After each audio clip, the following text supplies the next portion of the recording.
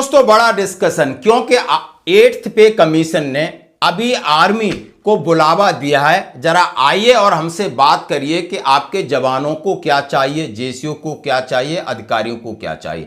यानी एमओडी से इनविटेशन दिया है आर्मी, एयरफोर्स, नेवी, और उसकी डेट, तारीख और नोटिस निकाल जाए। और इसके साथ बात करेंगे आखिर आर्मी की अभी तक क्या तैयारी है। चाहे आप सैनिक संगठन हैं, चाहे पूर्व सैनिक संगठन है, या आप जो आधिकारिक तौर पर आर्मी पे कमीशन है, उसने क्या क्या तैयारी की है। तो आइए पहले इस चिट्ठी को पढ़ते हैं। Government of India 8 central pay commission की लेटर ये कल निकला है। 8वां सेंट्रल पे कमीशन ने 13 और 14 मई 2026 बुधवार और गुरुवार को दिल्ली में मौजूद रजिस्टर्ड रक्षा मंत्रालय और रेल मंत्रालय के संस्थानों, संगठनों, रक्षा बलों, रेलवे के यूनियन एसोसिएशन से बातचीत करेगा। आयोग के साथ बातचीत करने के इच्छुक यूनियन एसोसिएशनों सहित संबंधित स्टेक होल्डर रविवार यानी 10 मई 2026 तक यानी अपना आवेदन दे सकते हैं, ताकि उन्हें इस पर आपको अपॉइंटमेंट की स्वीकृति मिलेगी। साथ ही मेमोरेंडम जमा करने के बाद आपको यूनिक मेमो आईडी भी जमा कर सकते हैं। मीटिंग की जगह की जानकारी समय बाद में दिया जाएगा। आयोग दिल्ली में और मीटिंग करेगा, जिन्हें आयोग की वेबसाइट पर अपडेट किया जाएगा। उपकुल सचिव हैं 8वां वेतन आयोग, ये अभव साहब हैं। आप देख सकते हो लेटर हिंदी और अंग्रेजी में, government of India 8 central pay commission, और 6 मई का निकला हुआ। उन्होंने सीधा सीधा कहा है the 8 central pay commission will interact with institute organisation of ministry of defence and ministry of railway and union association defence forces और railway located registered at Delhi 13 and 14 May Wednesday and Thursday. Concern stakeholder including union association desire interacting with commission में submit their request seeking appointment with commission by so and so. यानी 10 तारीख तक आप appointment ले लीजिए। आपने memorandum दिया है और आप बातचीत करने का समय और इस प्लेस आपको मिल जाएगा। तारीख आपको बता दी है 13 और 14 में। तो दोस्तों आइए हम बात करते हैं। मैं रेलवे की बात करूं तो रेलवे की बात तो आप समझ सकते हो कौन अगुवाई कर रहा है, शिव गोपाल मिश्रा जी, और ये रेलवे फेडरेशन के बहुत बड़े अध्यक्ष हैं। उसमें बहुत सारे रेल जो जीसीएम स्टाफ साइड है, इसमें रेलवे के बड़े पदाधिकारी हैं। तो उन्होंने अपनी इंटरनल मीटिंग करके ऑलरेडी बड़ी मीटिंग उनसे हो चुकी है।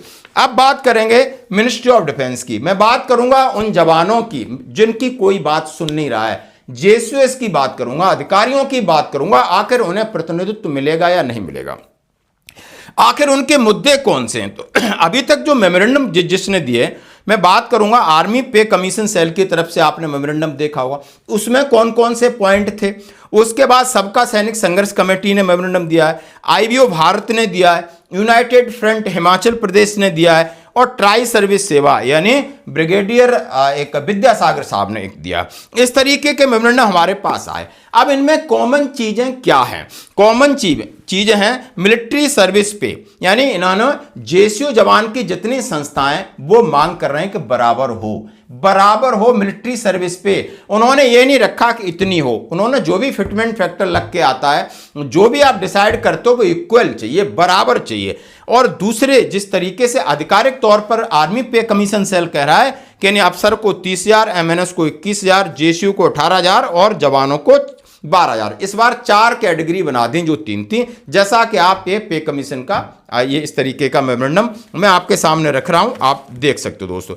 और दूसरी बड़ी बात मैं आपके सामने करूंगा, एमएससीपी की देख सकते हैं कि एमएससीपी में क्या क्या रखा हुआ है। तो ये मेमोरेंडम है आपके सामने दोस्तों, ये पूरा मेमोरेंडम है। इसके हाईलाइट भी बताते हैं। हाईलाइट ऑफ 8th पे कमीशन, जो एक कॉन्फ्रेंस हुई थी उसमें एमएसपी इंक्रीज 30,000 अफसर, 21,000 एमएनएस, 18,000 जेसीओस, 12,000 OR. MSCP 6 year, 12 year, 18 year completion of service for JCO OR. दूसरा point technical allowances cum under skill allowances, ये कर दिया। Fitment factor propose at 2.67। Direct commission अफसर का होता है कैप्टन रैंक से। डायरेक्ट कमीशन ऑफ जेसीओ की बात की है, पे लेवल मर्ज की बात की है, एनएफयू की बात की है, रिटायरमेंट एज की बात की है, हाई रिस्क अलाउंस की बात की है, और लीव इन कैश की बात की है। यानी ये अधिकारियों की पे कमीशन सेल्स की तरफ से गया था, जो मीटिंग हुई है उसके ये पॉइंट है। और ये आप लेटर देख सकते हो 8 से 10 पेज का। अब मैं बात करूंगा और कौन से पॉइंट हैं, आराम से बात करते हैं जो जेएसयू जवानों की तरफ से गए। सबसे बड़ी चीज गई है फिटमेंट फैक्टर प्रपोज हो गया, पे लेवल मर्ज की बात की है कि पे लेवल को आप अप करिए, यानी हमारा पे लेवल 3 से शुरू होता है। नेक्स्ट इंक्रीमेंट यानी पे फिक्सेशन की बात की है, लीव इनकेस 300 दिन से 450 तक की बात की है, अलाउंसेस की बात की है। बड़े मुद्दे हैं इसमें, फैमिली पेंशन की बात की गई है, जोर देकर बात की गई है। फैमिली पेंशन को आप रिड्यूस नहीं कर सकते। जो दूसरे केंद्रीय कर्मचारी हैं वो 60 साल में रिटायर्ड होते हैं, यदि कर्मचारी रिटायर्ड होने के बाद उसका निधन हो जाता है तो उसकी लायबिलिटी पूरी हो जाती है और उसकी जो फैमिली पेंशन आप 30% करो 40% करो, कोई फर्क नहीं पड़ता। यहां पर एक सेना का जवान 35 साल में रिटायर्ड होता है, उसकी पूरी लायबिलिटीज है, बच्चे छोटे छोटे हैं, बीवी घर सब कुछ, कई प्रकार की ईएमआई चल रही, जब वो अकस्मात उसका कहीं निधन हो जाता है तो उसकी आप पेंशन 30% नहीं कर सकते हो। उसकी पेंशन लगभग 60 साल तक उतनी ही होनी चाहिए जितनी का आप जो नॉर्मल आपके केंद्रीय कर्मचारियों की रिटायरमेंट एज है। ये फैमिली पेंशन का बड़ा मामला था। दूसरा ऑनरी कमीशन का मामला था कि यदि आप ऑनर दे रहे हो और यदि आप वहां पर मेरिट लिस्ट बनाते हो, वहां पर आपका बोर्ड बनता है, बोर्ड में रिकमेंडेशन जाती है, फर्क इतना होता है कि वैकेंसी की वजह से आप सर्विस में रहते हुए कईयों को ऑनरी देते हो, कईयों को सर्विस रिटायर होने के बाद अगले 26 जनवरी या 15 अगस्त को देते हो। अब इतनी सी बात पर आप उनको कोई भी मॉनेटरी बेनिफिट नहीं देते हो, कोई पैसे का फायदा नहीं देते हो। यदि आप इसको देना, इसको भी पैसा उनको मिलना चाहिए, उन्होंने कहा है इसके बारे में सोचना होगा। और बड़ी बात कही है, वन रैंक वन पेंशन की विसंगतियों को लेकर काफी क्षुब्ध हैं, नाराज हैं, हताश हैं पूर्व सैनिक, खासकर जेएसयू और जवान।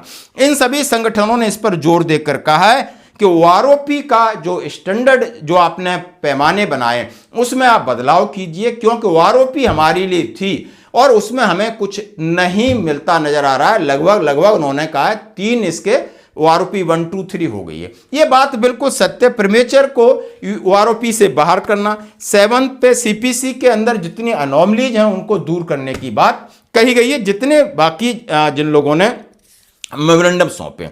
तो दोस्तों अब आपसे मेरी रिक्वेस्ट है, यदि आप सैनिक संगठन चलाते हो, यदि आप पूर्व सैनिकों के लिए सोचते हो, यदि हमारे सर्विंग सोल्जर की सोचते हो, तो जरा आप, तारीख आपको 13-14 मई मिल चुकी है, अपना मेमोरेंडम तैयार करें, आप सबमिट करें और आप अपनी अपॉइंटमेंट की डेट 10 तारीख तक आपको लेनी होगी। ये बहुत बड़ा अपडेट है, यानी आप मीटिंग कर रहे हो, आप सिर्फ बातें कर रहे हो, फिर आप एक दूसरे को शादी ब्याह में मिल रहे हो, वो एक ठीक है, एक सामाजिक औपचारिकता अच्छी लगती है, लेकिन आज समय है आप अपने हकों के लिए, अपनी मांगों के लिए थोड़ी समझ के साथ आगे बढ़ें। धन्यवाद।